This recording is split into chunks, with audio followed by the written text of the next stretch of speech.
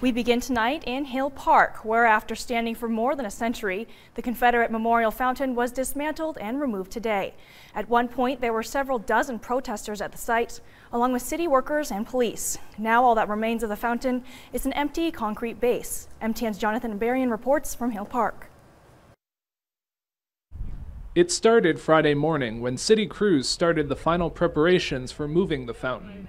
By 2 p.m., a crane had lifted the largest pieces off their base and dropped them onto a trailer. Our objective was to safely remove the fountain and keep the large pieces of the fountain intact, and that's what we were able to do today. Police set up fences to keep people away from the fountain while crews worked on it.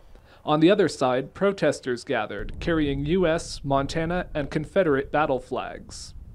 We need people to stand up and do what's right. You guys all know this is wrong.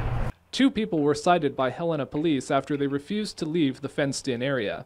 PATRICIA SORENSON was one of them. She said the fountain is a part of Helena's heritage that will now be lost. It doesn't represent hate.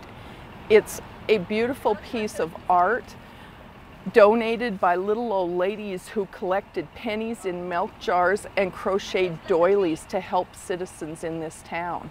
Others came to support the city's decision. They said monuments like this cannot be separated from a history of racist movements. People can still do their marches, their free expression, but cities and municipalities need to do everything they can to send a strong message. The city commission decided to remove the fountain at an administrative meeting on Wednesday. They cited the possibility that it could become a center for conflict after rallies at a memorial in Virginia turned violent. City leaders say they were pleased with how the removal was handled on all sides. People were able to voice their concerns, their frustrations, but it was all done in a peaceful manner.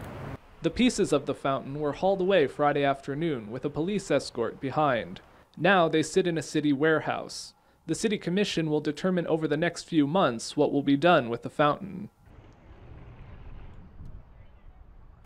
That was Jonathan Barian reporting from Helena.